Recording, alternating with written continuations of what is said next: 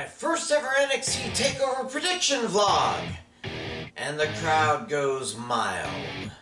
I'm Chris Wolvie, the wrestling vlogger who always tells it like it is.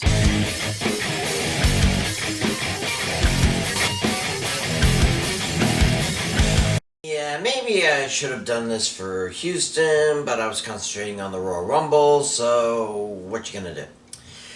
So, the NXTers are up in the Pacific Northwest to do a little pre-WrestleMania card.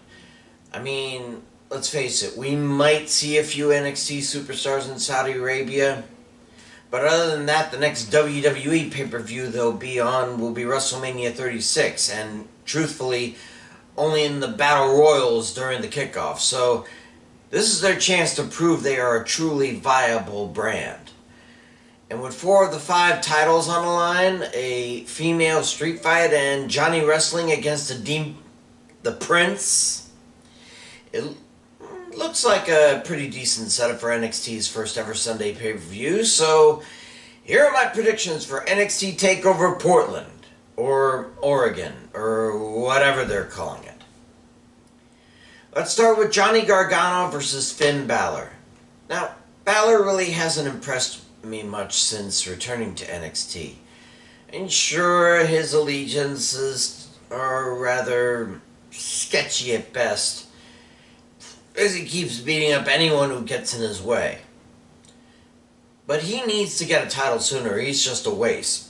Gargano's been out of action due to injury for a long time, and he's been showing how well he's recovered lately. So if there's ever a chance for Balor to show what he's like post-Demon stage, this is the time. Winner is Finn Balor. Street fight, Dakota Kai versus Tegan Nox. Now, I understand this stretches all the way back to War Games one way or another, but this seems to be just to show the NXT fans that they still exist and can still compete. And neither have really done much since November. Oh, sure, Kai's had matches, but not exactly top-notch caliber, in my opinion. And Nox has shown even less, I think. Truly, this match has an unnecessary stipulation and can only mean anything if the winner is given a title shot. And since that's not happening, this becomes a filler match. I'll pick Dakota Kai to win, but I'm really indifferent. NXT Tag Team titles. Undisputed Era versus the Broserweights. Listen, I can see the Odd Couple angle working. After all, it worked long ago for Sheamus and Cesaro, but Pete Dunne, while I'm certain is happy to have won the Dusty Rhodes Classic, does not look at all comfortable with Matt Riddle as his partner. Oh, sure, he might tolerate the original Bro to a point, but is it enough to handle and beat a solid tag team like Bobby Fish and Kyle O'Reilly?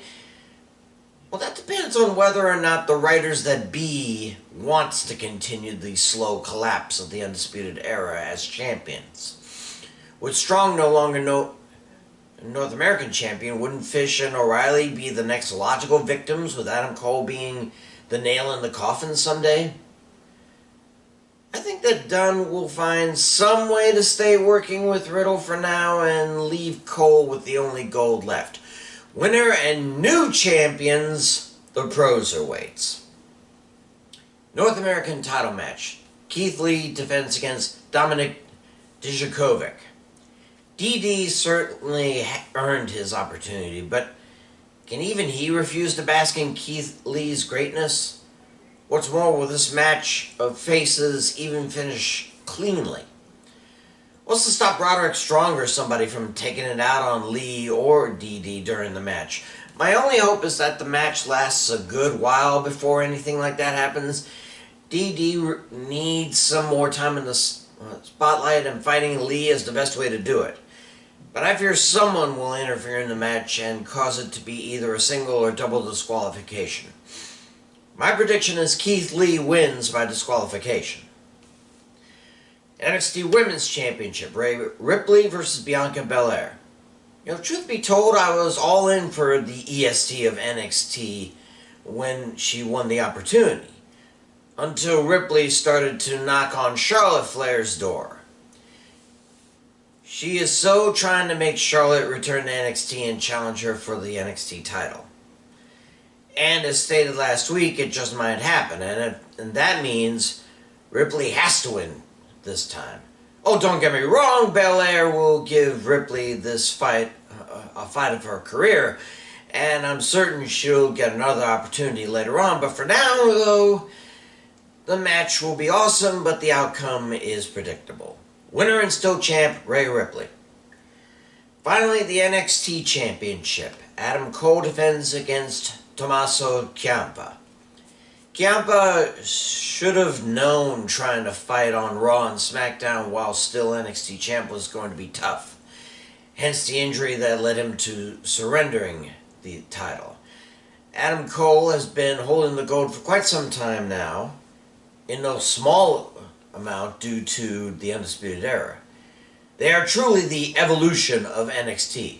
Ciampa is out to kick Cole's ass and put his name in the list of former NXT champs, but come on.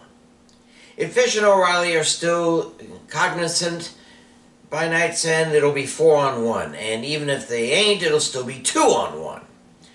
And any guy who can struggle through War Games one night and then successfully defend his title the following night at Survivor Series deserves some dap, I think. Cole will lose someday, just not this time. Winner and still champ, Adam Cole, baby! Those are my picks. Let's see how NXT lumbers through this.